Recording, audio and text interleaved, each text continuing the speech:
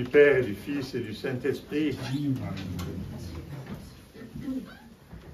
Voilà 3 semaines déjà que nous nous préparons et nous sommes là véritablement à la porte de ce temps douloureux, béni et merveilleux. Douloureux parce que nous savons vers où il nous conduit et sur ce chemin nous faisons le choix d'essayer de nous alléger, de poser quelques-unes des valises qui nous encombrent pour nous élever un peu plus vers le Seigneur et pour être plus présents à lui. Merveilleux parce que ce temps-là, nous savons vers où il nous conduit.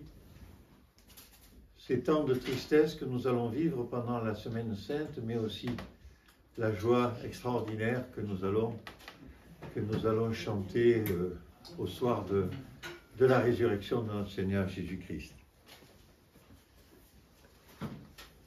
Nous célébrons aujourd'hui le dimanche du pardon. Le dimanche du pardon. Le dimanche où nous allons nous pardonner les uns aux autres à la fin de l'office, dans le petit temps, les extraits des vêpres du pardon que nous faisons en paroisse, mais surtout le pardon que nous devons, pour respecter l'enseignement des pères, que nous devons nous faire les uns et les autres et que nous devons garder au fond de notre cœur. Et nous savons que c'est difficile. C'est extrêmement difficile. Parce que finalement, pardonner, c'est quoi? C'est renoncer à notre nature humaine, renoncer à nous-mêmes, renoncer à cette envie que nous avons naturellement d'être au-dessus des autres, souvent de les juger, de nous arroger le droit de effectivement penser de mauvaises choses sur les autres, indépendamment de les juger, mais en plus nous allons avoir des mauvaises pensées, carrément. Et puis, pardonner, c'est se tourner vers l'autre comme un frère que nous aimons véritablement. Et nous pouvons peut-être penser, je vous l'ai déjà dit, mais j'y reviens, à la tradition juive qui a 3 mots pour parler du pardon et 3 mots qui signifient des choses différentes. Je vous l'ai déjà dit. Le pardon, oui, je t'ai pardonné, allez, c'est bon. Mais enfin, quand même. Et dans le quand même, nous annulons tout ce que nous venons de dire quand nous avons dit que nous pardonnions. Le pardon qui fait que, eh bien, grâce à l'aide du Seigneur, nous revenons au moins comme nous étions avant, c'est-à-dire, ben oui, il y en a eu un qui a offensé l'autre, peut-être l'autre a offensé l'un en représailles, entre guillemets, et puis, mais néanmoins, tout ça est dépassé, et nous nous retrouvons comme frères, et nous pouvons nous embrasser, comme nous le ferons à la fin de l'office. Et puis, il y a le pardon qui fait que je me suis tellement rapproché de l'autre, dans la souffrance que nous avons éprouvée quand nous étions fâchés, que je l'ai découvert. Et il est encore plus beau que je ne l'avais connu avant. Et finalement, notre relation fraternelle, elle est encore plus belle qu'elle n'était avant. 3 stades bien différents les uns des autres, 3 gradations. Et bien évidemment, nous allons à minima essayer de nous approcher de la 2e, et puis tendre, avec la grâce de Dieu, d'atteindre la 3e. Nous allons tenter d'atteindre la 3e. Nous allons tendre vers, comme d'ailleurs toute notre vie de chrétien qui va être tendue vers Dieu. Frères et sœurs, le pardon est une chose infiniment difficile. Mais parce que nous sommes en carême, nous allons nous le rendre plus accessible sans doute. Plus accessible, pourquoi? Parce que lorsque nous allons commencer à alléger notre corps de ces contraintes du quotidien, en mangeant un peu moins, en supprimant de nos habitudes, certaines mauvaises habitudes de perte de temps, par exemple, devant des émissions un peu ineptes et de toute façon qui ne nous apportent rien. Eh bien, nous allons peut-être essayer de nous échapper de cela.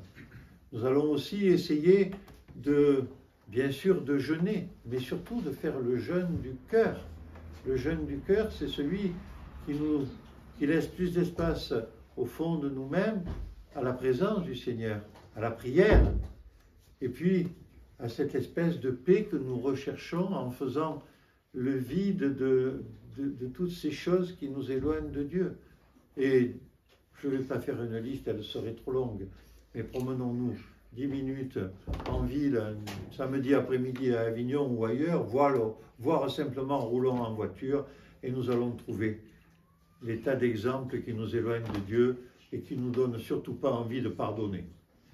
Ça commence à celui qui nous a coupé la route, à l'autre qui nous a fait une réflexion, à cette chose que nous avons vue dans la rue et qui nous amène à juger l'autre, enfin, etc., etc.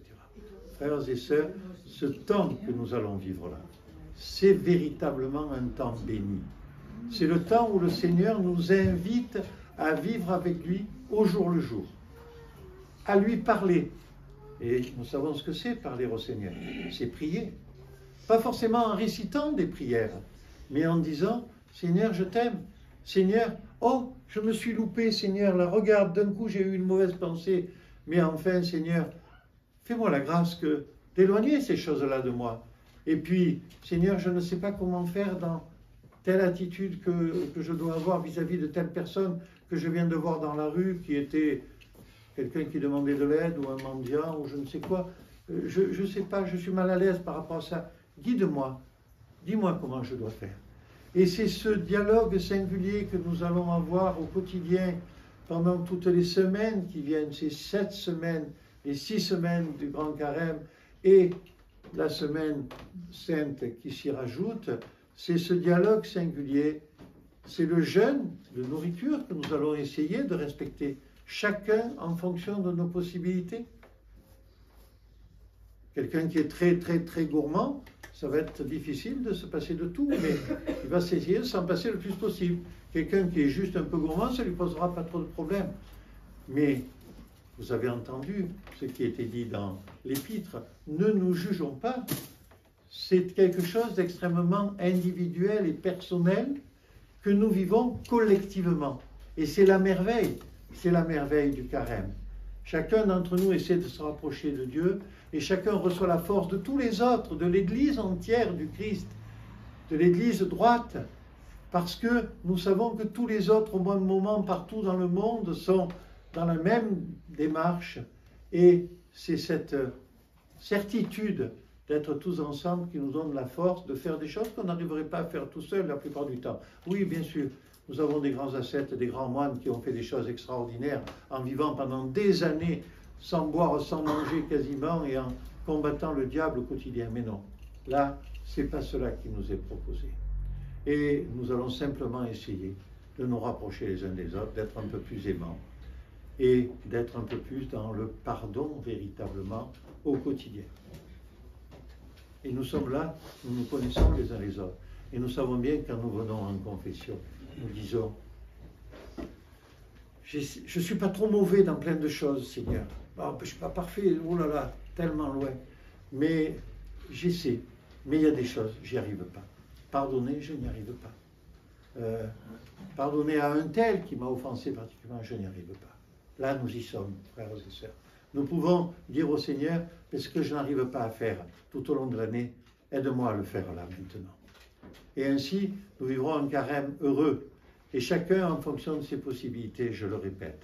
Et puis, quand nous jeûnons, ne faisons pas mauvaise figure, nous l'avons entendu, ne faisons pas semblant d'être dans quelque chose de « Oh là là, comme je suis merveilleux dans le carême que je fais, regardez comme je souffre et comme je fais des efforts. » Non, non, non, non. Gardons le sourire au moins dans le regard, même si notre mine est peut-être un peu plus blanche et si nous sommes un petit peu moins actifs que d'habitude, parce que nous avons pris un peu moins de protéines. Voilà. C'est tout ça que le Seigneur nous invite à faire pendant ce temps, et c'est tout ça que nous allons vivre ensemble, frères et sœurs, et nous allons le vivre ensemble pour la gloire du Père, du Fils et du Saint-Esprit.